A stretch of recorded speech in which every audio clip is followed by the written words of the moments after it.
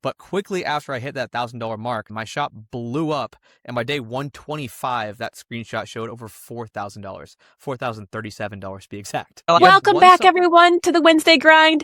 I'm your host, Angel, and I have a special guest here with us today, Cody. He is the co-founder of Golden City Ventures, who scaled a brand new Etsy shop from 0 to 4K a month in just 125 days. So we're talking about like the span of 4 months, Cody?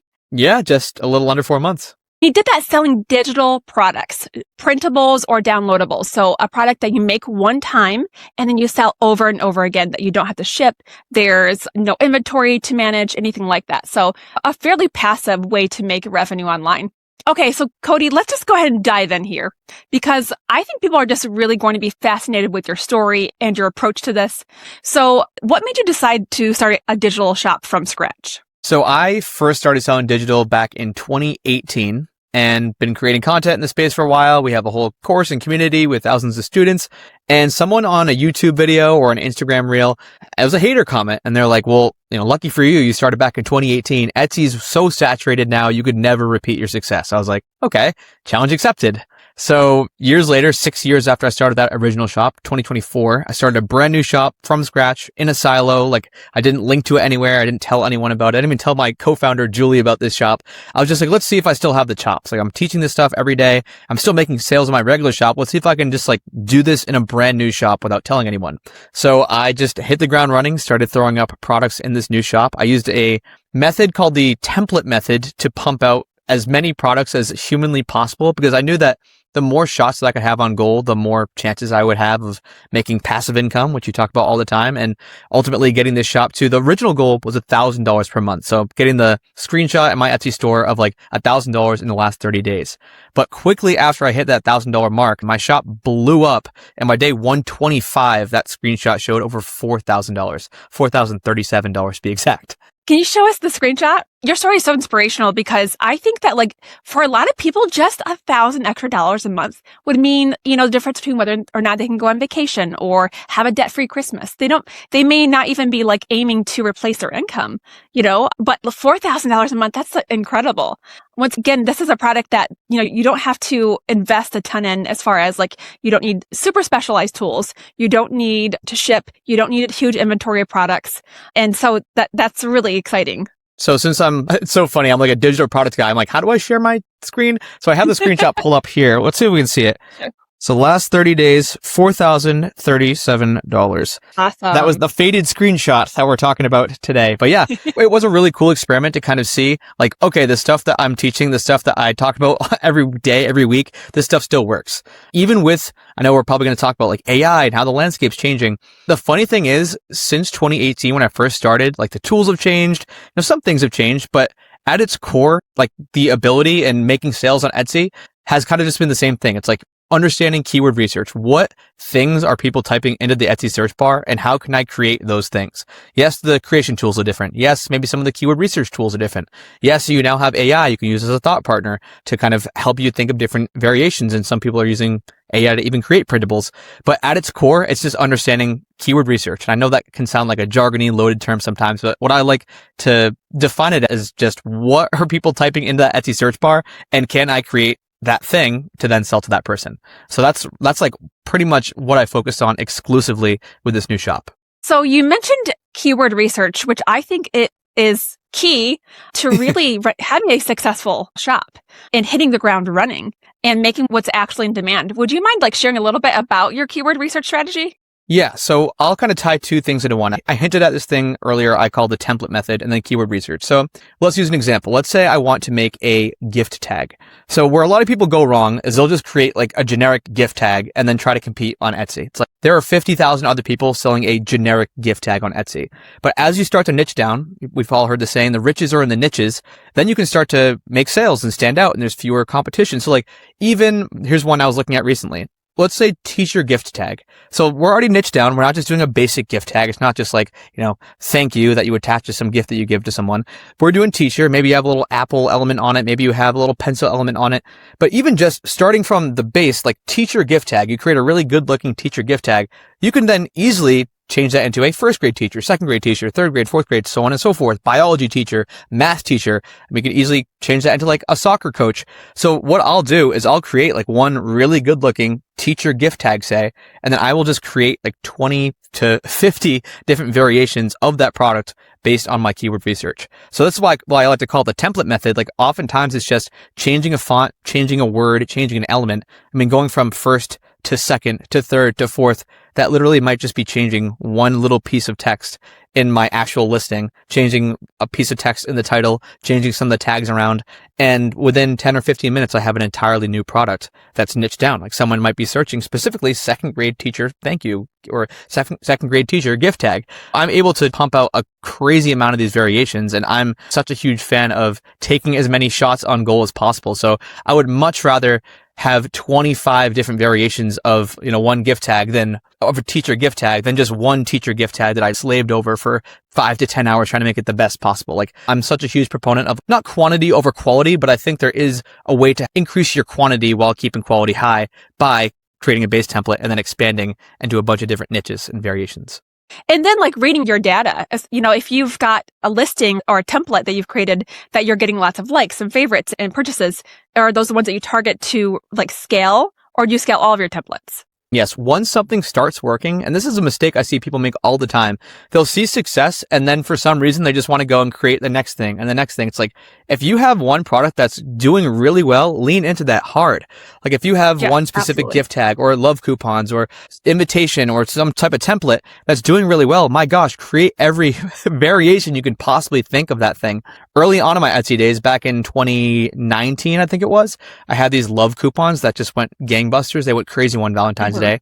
And this was very early on my journey. So I'm like, okay, I'm just going to create this exact style of coupon for every holiday, for every event, for every season. And a lot of those variations started to make sales as well. So I had one version for like birthday. I had a Christmas version. I had an Easter version. I had all these different versions. And so yes, to answer your question, I think that's a thing that people don't do enough is like lean into the stuff that works. We don't have to reinvent the wheel. It's not cheating. Like if you have something that works, man, put all of your energy and time and focus into that. If you found a niche that's working, squeeze that thing for all it's worth and see how many different products and how much money you can make by going hard at that one niche and creating variations. I use the phrase double down on what's working for you. And that's exactly what you're doing. You're making data-driven decisions because you're following what people in your audience are already showing and telling you they like and they want more of.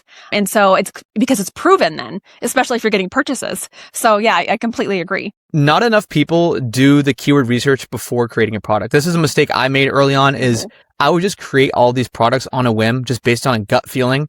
But I think we're both data-driven people, Angel, and I'm just such a huge proponent of keyword research. Like that's why what I'll do, my whole keyword research process, I'll compile a huge list of printable ideas. Let's go back to gift tags just because they're top of mind.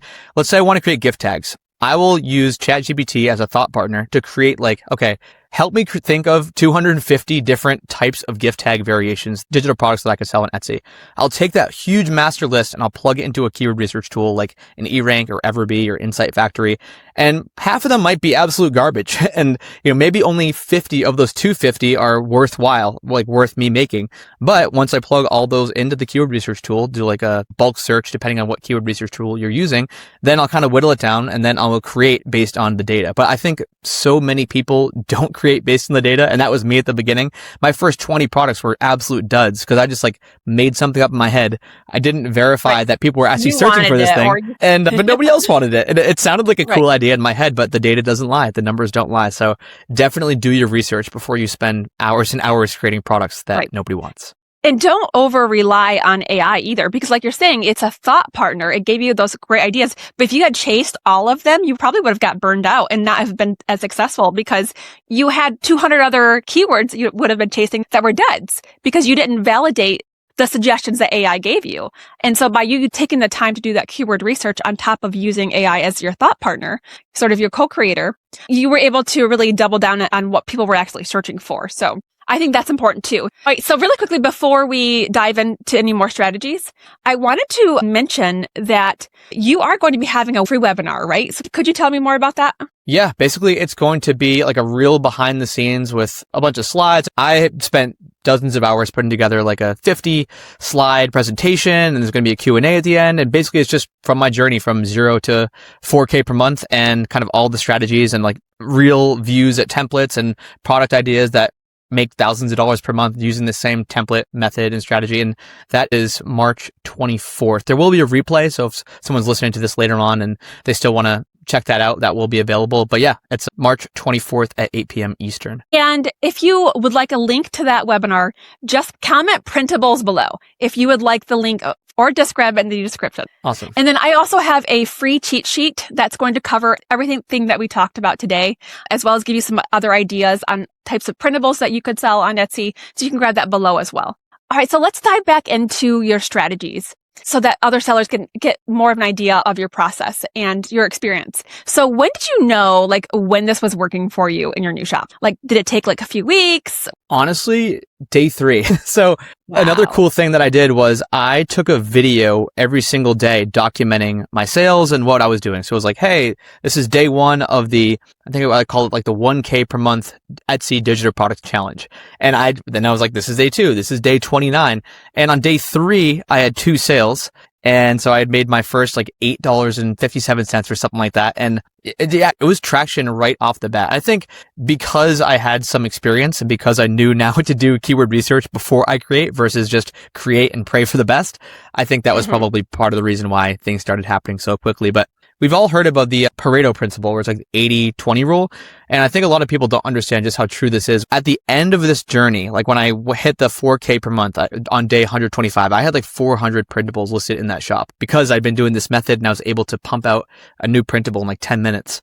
Only about 50 of those were selling regularly out of like 400. And again, this is from someone who's been selling for 6 years. I know how to do keyword research, but it's just like, you just have to keep taking shots. I don't know how to phrase it in any other way. Like you miss 100%, you keep swinging the bat. You miss 100% of the shots you don't take. So many people they'll either spend like 20 hours on one printable and then list it and then it doesn't make sales and they're all bummed out and they give up, or they just get analysis paralysis and never start. But like, I think even if the first stuff that you're putting out is just junk, like it doesn't even look good. If you're a perfectionist like me, it might hurt your soul a little bit putting that in your Etsy shop, but it's just going to give you reps. You're going to get better and better. The creation process is going to be shorter and shorter every time.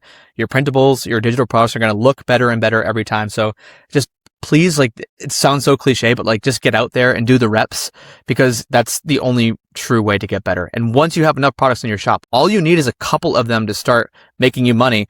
And I like to think of each digital product in my shop as like a little passive income machine. Some people are like, oh, digital products, you're only selling them for $5 or $10. What's the point? It's like, well, if you have one over here that's making 50 a month, one over here is making 200, this one's making 75, this one's making 300. All of a sudden you have this little army of passive income digital products that are making you thousands of dollars per month. Like one might be only making you 50, but if you have 20 of them making you $50 a month, that's $1,000 a month.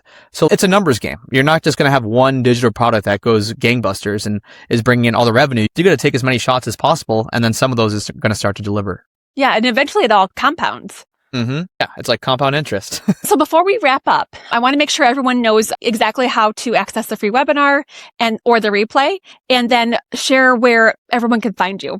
Yeah, so everyone can click on the link or comment. I think you had mentioned comment printables below to get access to that webinar. And then everyone can find me. I'm at Cody D. Berman everywhere on social media. But then if you're interested in digital products, which I'm guessing you are if you're watching this, it's Gold City Ventures is our brand and website. So you can check us out there. We have an active launch going on for our E-Printables course where you can sign up and learn all about digital products there. And thanks for having me on, Angel. This is a lot of fun. Thanks so much for joining us today. This was so valuable. And there may have been people here today that had never thought about selling printables or were on the fence about it. Definitely consider attending that free webinar so you guys can learn more about Cody's exact strategies. Up next is one of the latest episodes of the Wednesday Grind, where Hannah Gardner and I share 7 of the fastest selling niches on Etsy right now. See you all there.